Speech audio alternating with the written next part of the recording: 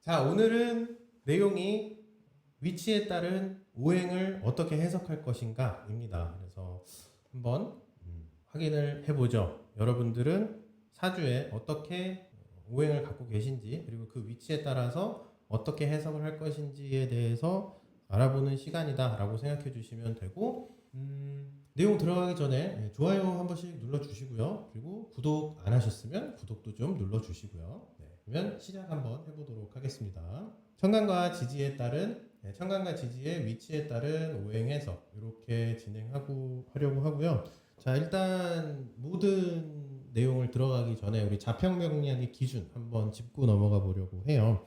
자평명리학의 기준은 이렇게 팔자용신 전구원령이라고 얘기할 수 있습니다. 사주팔자라는 것이 이렇게 있을 때 사주팔자의 8글자 중에서 이 8글자 중에서 용신으로 구하는 것은 오로지 원령에서만 구한다라고 우리가 자평진전이라고 하는 고서에서 확인할 수 있습니다. 이게 오로지 전이고요. 여기 구할 구자다라고 생각해 주시면 되고요. 그래서 용신은 오로지 원령에서만 구한다. 정말 100번, 1000번, 10,000번 반복해도 계속해서 되뇌어야 하는 그런 문구다라고 생각해 주시면 됩니다. 모든 사주풀이의 기준은 원령이 된다라는 것을 꼭 기억을 해 주셔야 돼요.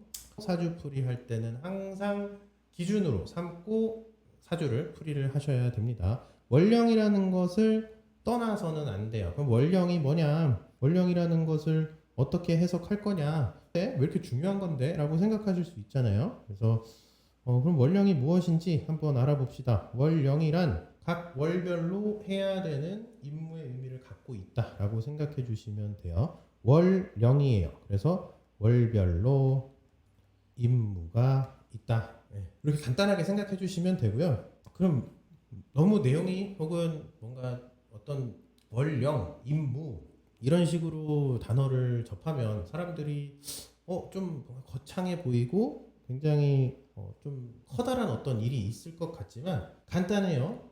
간단합니다. 자, 원령의 의의는 무엇인가? 월별로 해야 되는 일이 정해져 있다라고, 월별 어떤 임무가 있다라는 뜻이고, 그 달에 나타나는 자연현상이 다르기 때문에 월별로 해야 되는 일이 정해져 있다 생각해 주시면 돼요. 그래서 예시로 들면은 이런 제철 음식 같은 거 생각해 주시면 되거든요. 가령 봄에 냉이를 먹고, 그리고 봄이 끝나갈 때쯤에 또 뭐 그런 두릅 이런 거 먹고, 그리고 우리가 제철 음식이라고 하는 것들을 잘 살펴보면 사실 그 시기에 많이 나는 식물이나 뭐 물질이라고 만물 중에 하나죠. 그거를 활용해서 음식으로 먹는다라고 할 수 있는데, 사실상 제철 음식이라고 하는 것 속에 우리의 어떤 그런 원령 사상이 녹아 들어가 있다라는 거를 생각해 주시면 돼요. 이 시기에 그게 많이 나니까 그걸 먹는 거다라고 생각을 해 주시면 되고, 우리가 지장간이라고 하는 것을 생각했을 때 이 지장간이 갖고 있는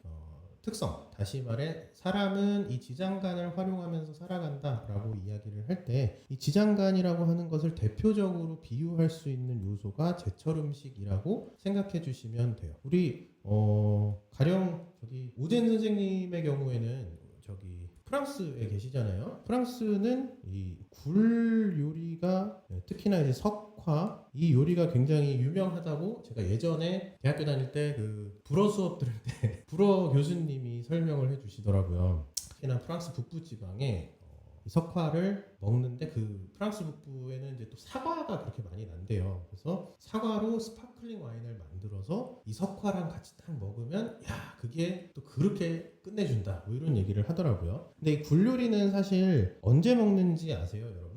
겨울에 먹는다 라고 알아두시면 되는데, 조금 더 쉽게 생각을 해주시면 영어로 봤을 때 그 영어상 매달 월별 1월, 2월 했을 때 그 달별로 명칭에 알이 들어가지 않는 달은 굴을 먹지 않아요. 다시 말해서 알이 들어가는 달은 굴을 먹겠죠. 그래서 1월부터 제뉴어리, 페브루아리, 마르치, 에이프릴까지는 알이 들어가거든요.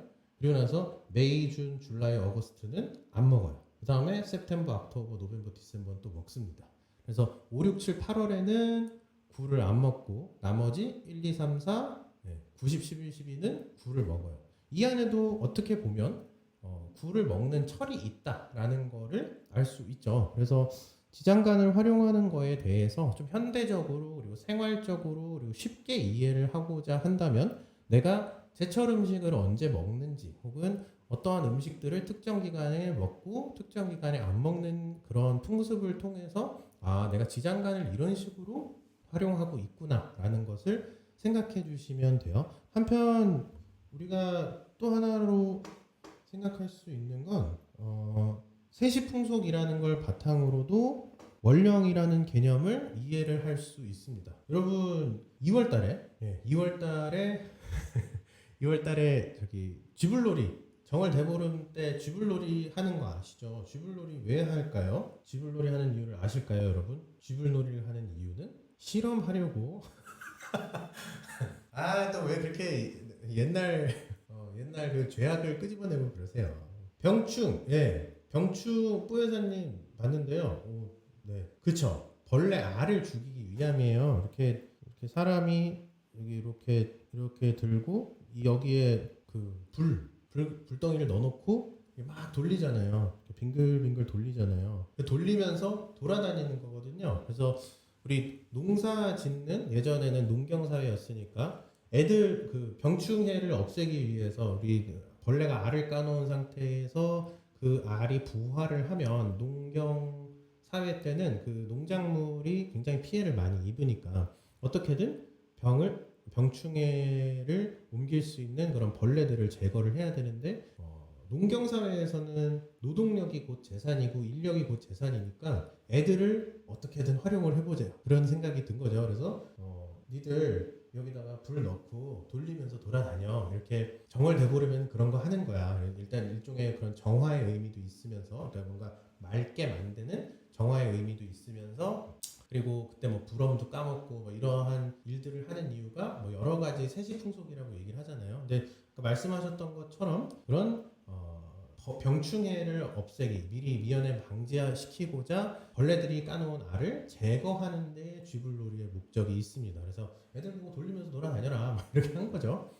그것 역시나 결국에는 한철 그 쥐불놀이를 하는 시기가 있죠. 그래서 그러한 내용들로 봤을 때 세시풍속 역시나 우리가 지장간이라는 거를 활용할 수 있는 어떤 예시로서 설명을 할 수 있다. 아무래도 지장간이라는 것을 활용하는 것이 이 명리학이라는 것에 어떤 뜻이 담겨 있고 실질적으로 우리가 생활에서 그걸 볼 수 있는 건 이렇게 제철 음식이나 세시풍속이 된다라는 거를 기억을 꼭 해주시면 됩니다. 눈두렁을 태워서 해충을 없앤다. 자, 아무튼 그래서 원령은 이런 식으로 좀 이해를 해주시면 돼요. 원령에서 지장간을 활용한다는 사상이 원령 사상에 들어가 있고 이 지장간 개념을 잘 이해를 못하겠다 그러면 제철 음식을 생각해 주신다거나 혹은 세시풍속을 생각해 주시면 된다. 아, 때에 맞게 무언가를 활용하면서 살아가는 것이 인간이구나 라는 사상이 명리학 특히나 이제 사주팔자를 풀이하는 데 들어가 있구나 라는 거를 기억을 해 주시면 돼요. 자, 그러면 우리가 팔자 용신 전구 원령이라 그랬으니까 그러면 그 원령을 바탕으로 용신은 어떻게 구하는 건데? 라고 궁금해 할 수 있으니까 그걸 이렇게 쓰면 동지부터 하지까지 이렇게 시간이 흐르고 다시 하지부터 동지까지 시간이 흐릅니다. 그 각각의 시간에 따라서 동지부터 입춘 사이에는 개수가 용신이 되고요. 그리고 입춘부터 춘분 사이에는 간목이 용신이 됩니다. 다시 춘분부터 입하 사이까지는 을목이 용신이 되고 입하부터 하지까지는 병화가 용신이 됩니다. 이렇게 반바퀴 돌고 나서 다시 이제부터는 열매를 맺는 시기가 나타나죠. 그래서 열매 맺기 이전에 땅의 상태나 전체적인 지구의 어떤 흐름은 건조함으로 바뀌게 됩니다. 근데 사람은 건조하다는 걸 못 느껴요. 왜냐하면 모든 습기가 땅 위로 올라와 있기 때문에. 그래서 정화라고 하는 이 건조함이 가장 먼저 시작이 됨에도 불구하고 여러분 하지는 대충 6월 20일에서 22일 사이고요. 이렇게 경금용신이 되는 입추 전까지가 정화용신이 되는데 이 사이에 건조하다 그러면 사람들이 더위를 많이 먹었나 보다라는 생각을 할 수밖에 없을 만큼 이 시기는 굉장히 습합니다만 사실상 땅속은 건조해졌다라고 생각해 주시면 돼요. 땅속에 있던 습도가 다 하늘로 올라와서 우리 대기가 많이 습한 거구나 라는 관점으로 생각을 해주시면 됩니다. 그 다음에 입추부터 추분까지는 경금용신이 되고 추분부터 다시 입동 전까지는 신금용신이 되면서 우리가 열매가 잘 자라난 것들 중에서 좋은 종자를 골라내자 라고 하는 그런 시기, 그리고 그 종자를 활용해서 내년에 농사를 짓기 이전에 추위를 한꺼풀 또 견뎌야 하기 때문에 입동과 동지 사이에는 임수가 용신이 된다, 이렇게 설명을 할 수 있게 됩니다. 그러니까 여기서 이제 그럼 수화와 목금이라는 것이 어떻게 작용을 하는가 한번 살펴볼게요. 자, 수화와 목금. 수화는요, 목금을 만들기 위한 계획이다라고 이야기를 할 수 있어요. 한편 그러면 목금은 무엇인가? 수화의 작용으로 만들어진 결과다, 이렇게 생각해 주시면 됩니다. 그래서 목금이라는 걸 만들기 위한 수화라는 계획이 있는 거구나.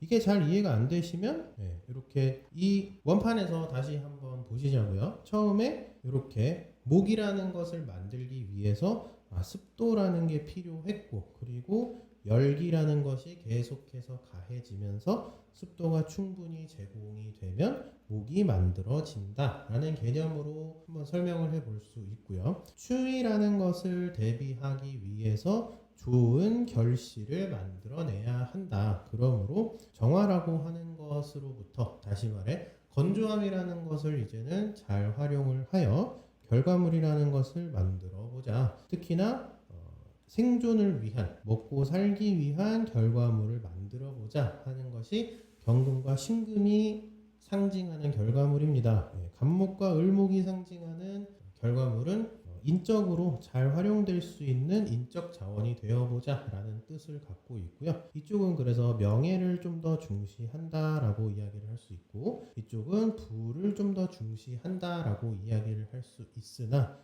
꼭 이 동지부터 하지 사이에 태어났다고 명예를 추구한다, 혹은 하지부터 동지 사이에 태어났다고 부를 추구한다 라고 단정 지을 수는 없어요. 환경이 그렇다라고 해석을 하셔야지 내가 명예를 추구하는 환경에 태어났음에도 불구하고 부를 추구할 수 있는 노릇이고요. 내가 부를 추구하는 환경에 태어났음에도 불구하고 명예를 추구하는 마음가짐을 갖출 수도 있는 것입니다. 그러니까 단정 지으시면 안 돼요.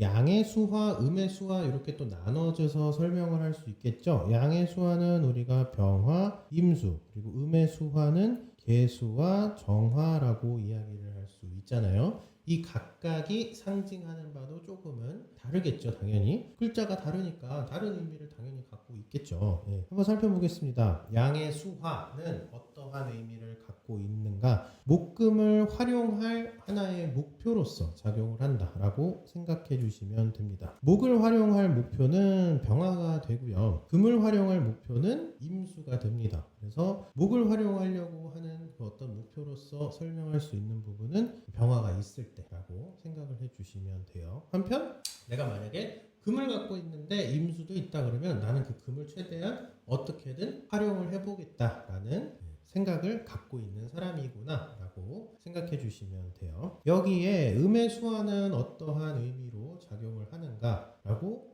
생각을 해보면, 음의 수화의 경우에는 이렇게 계수와 정화가 있는데 내가 어떤 목표를 이루기 위해서 난 목표만 삼았어 라고 하면 그게 끝이 아니죠. 그러면 세부적으로 어떠한 단계를 거쳐서 그 목표까지 다가갈 것인가 라는 생각을 당연히 사람은 하게 되어 있습니다. 그때 작용하는 그런 세부 계획의 의미가 계수 또는 정화가 되는데요. 이 세부 계획 중에서도 정화는 임수와 짝이 되어서 내가 금을 활용하기 위한 목표로서 임수가 있었다면 그러한 세부 계획은 정화가 만들어주는 것이다 라고 생각해 주시면 되고, 내가 목을 활용하기 위한 병화라는 목표가 있었다면 이 병화를 목을 활용하기 위한 세부 계획은 계수가 세우는 것이다 라고 인식을 해주시면 됩니다. 그래서 수화라고 해서 이게 계획이었는데 이 계획도 양의 수화냐 음의 수화냐에 따라 다르게 작용을 하는 것이구나 라는 것을 알아주시면 돼요. 네. 그럼 우리 수화를 살펴봤으니까 이제는 목금을 한번 살펴봅시다. 자, 목금은 수화에 의해서 만들어진 성과 혹은 뭐 결과다 이렇게 이야기를 할 수 있죠. 여기서 알아두셔야 될 거. 목금 중에 한 가지는 반드시 정화나 계수라는 계획을 세우는 것에 필요한 연료 역할을 한다라고 생각해 주시면 돼요. 자, 다시 올라가서 볼게요. 우리가 원대한 목표라는 것을 세웠을 때 우리 목표가 바뀌나요? 계획이 바뀌나요? 여러분? 목표가 바뀌나요? 계획이 바뀌나요? 여러분들은 목표가 바뀌어요? 계획이 바뀌어요? 네, 여러분? 계획이 바뀌죠. 네, 계획이 대체적으로 바뀝니다.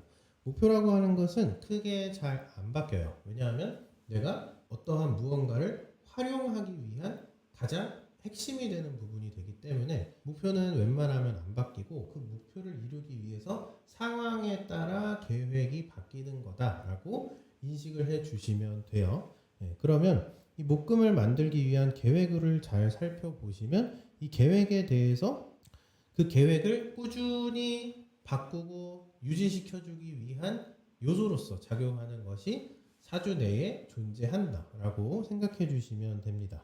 그렇기 때문에 이렇게 정화나 계수라고 하는 어떤 세부 계획을 목금이라고 하는 것이 서포트를 하게 되어 있다라고 생각해 주시면 돼요. 그래서 이 서포트를 하게 되니까 제가 비유상 어떤 연료 역할을 한다라고 이야기를 했고 정화를 서포트해 주는 혹은 정화에게 연료가 되어 주는 것은 당연히 목이 되겠죠. 그리고 계수에게 연료가 되어 주는 것은 당연히 금이 될 것입니다. 그래서 목이나 금이 있는 상태에서 정화나 계수라고 하는 계획을 세우는 분이라면 꾸준히 노력을 하는 사람이 될 수 있다라고 설명을 할 수 있습니다. 그래서 이런 목금이라고 하는 걸 잘 보시면 목을 키우는 계절이 아까 동지부터 하지 사이였습니다. 그래서 목을 키우는 계절인 춘절과 하절의 경우에는 금이 연료가 됩니다. 금이 연료가 돼요. 목을 키우는 계절은 병화가 가장 원대한 목표가 됐었고 그에 맞는 세부 계획이 계수가 됐었어요. 그러면 내가 간목이든 을목이든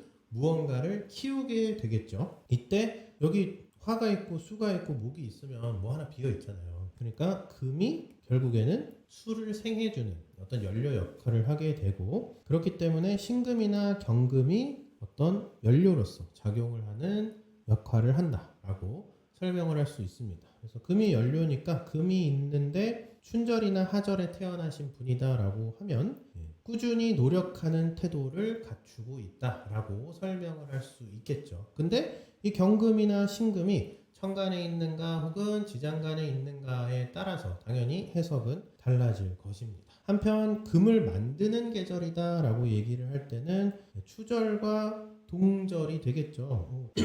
이 추절과 동절은 결국 임수라고 하는 원대한 목표와 정화라고 하는 세부 계획에 의해서 경금이나 신금을 만들어서 활용을 하게 되는데 이때 이 세부 계획에 해당하는 정화는 결론적으로 목이 있어야지만 꾸준히 활용이 될 것이다 라고 설명을 드릴 수 있습니다. 그러므로 목이 을목이나 간목이 연료가 된다 이렇게 설명을 할 수 있게 되겠죠. 네. 그래서 이 목금이라고 하는 것은 춘절 하절의 경우에는 목을 키우는 시기이니 금을 연료로 쓴다. 그래서 금이 있는 경우에는 노력을 하는 태도를 보일 수 있다. 네. 한편 금을 만드는 계절의 경우에는 정화가 계획이고 임수가 활용이 되는 것이니 금을 만들어내기 위해서 정화를 오래도록 타게 만들려면 을목이나 간목을 활용하여 자기의 어떤 노력 지표로 확인을 할 수 있는 성분이 된다라고 해석을 할 수 있습니다. 자, 그럼 우리 목화 금수를 살펴봤는데요. 토는 그러면 무엇일까? 또 이렇게 얘기를 할 수 있겠죠. 그래서 토는 무엇인가요? 라고 했을 때는 능력 따라 성과를 만들거나 혹은 상황에 맞춰서 성과를 만드는 것이 어떤 토의 작용이 된다라고 이야기를 할 수 있는데, 만약에 본인 능력 따라서 성과를 만든다라고 얘기하면 그거는 기토가 있을 때다라고 생각을 해주시면 되고, 상황에 맞춰서 성과를 만든다 그러면은 무토가 있을 때다라고 생각을 해주시면 됩니다. 가령 우리 어떤 상황, 협력을 한다거나 일을 한다거나 했을 때 나는 여기까지밖에 못해요 라고 딱 단정 짓고 그 부분까지 일을 하는 사람들이 존재하죠. 네, 그런 분들의 경우에는 기토가 있는 분들이 대체적으로 그렇게 행동을 할 가능성이 높다라고 이야기를 할 수 있습니다. 자기 파악이 어느 정도 되어 있는 분들이에요. 한편 무토의 경우에는 나를 인지하는, 내 자신을 인지하는 게 아니라 상황과 주변에 있는 어떤 상태, 그리고 시간, 여건, 이런 많은 것들을 인지하는 역할을 하는 것이 이 사주 내에서의 어떤 풀이이다 보니까, 무토가 있는 분들의 경우에는 그러면 지금 상황에 필요한 건 이러한 움직임이니까 일단 이렇게 한번 해봅시다 라고 시작을 하게 됩니다. 그래서 기토는 능력에 따라서 성과를 만드는 스타일이고요. 무토의 경우에는 상황에 맞춰서 성과를 만든다. 다시 말해 앞에 있는 내용과 엮어서 생각을 해보자고요. 병화라고 하는 목을 키우고자 하는 원대한 목표와 함께 그에 대한 세부 계획은 개수로서 세워나가는 거고요. 이때 목을 키우든 간목을 키우든 을목을 키우든 뭔가를 키워나가는 상태에서 여기에 경금이나 신금이 개수를 계속해서 서포트하고 있는 상태에 놓여 있다라고 가정을 해봅시다. 이 경우에는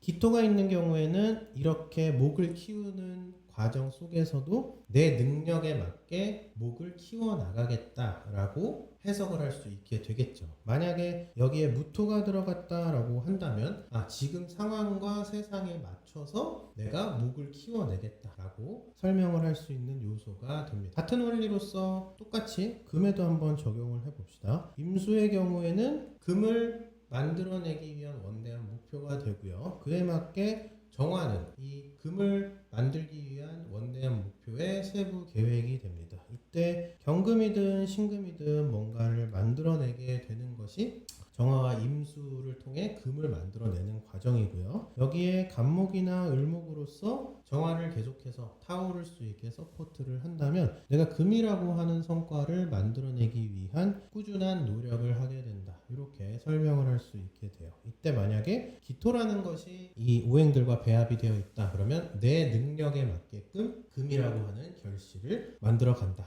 이렇게 설명을 할 수 있고요. 무토가 있다 그러면 세상에 맞춰서 세상에 필요한 혹은 지금 현 상태에 필요한 신금을 어떤 결과물을 만들어 간다. 경금이나 신금을 만들어 간다. 이렇게 해석을 할 수 있게 됩니다. 그래서 기토나 무토가 배합이 되어 있을 때 각각의 약간 해설 차이가 존재한다라는 것을 기억을 해주시면 돼요.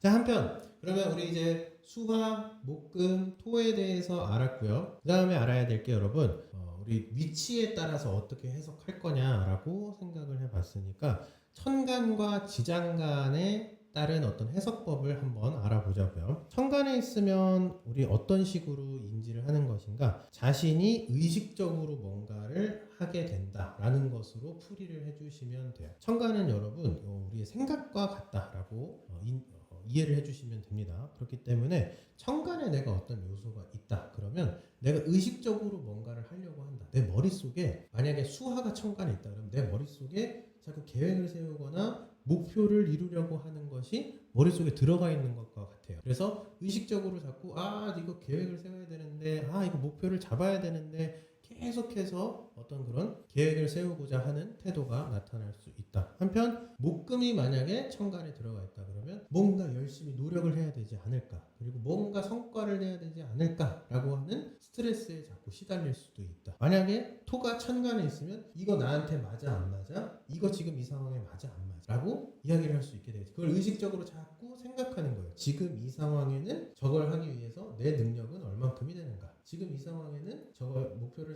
하기 위해서 상황적인 뒷받침은 되고 있는가? 이런 것들을 자꾸 의식적으로 하게 되는 것이 천간에 토가 있을 때입니다. 그래서 천간은 자신이 의식적으로 한다라는 것으로 판단을 해주시면 돼요. 한편 만약에 지장간에 어떤 특정 오행이 있다라고 했을 때는 옆에서 조언해주는 사람이 있다라고 제가 적었지만 그러한 환경에 있다, 옆에서 조언해주는 사람이 있다, 혹은 그렇게 하도록 활동을 할 수 있는 물질이 있다라고도 이해를 해주시면 돼요. 우리 아까 제철 음식이나 세시풍속 이런 것도 했던 것처럼 특정한 환경 속에 내가 활용할 수 있는 물건이 있다, 이런 것으로도 설명을 할 수 있겠죠. 그러니까 지장간에 있는 거는 결론적으로 어떠한 사람이 있다, 혹은 물질이 있다, 이런 것으로서 생각을 해 주시면 됩니다.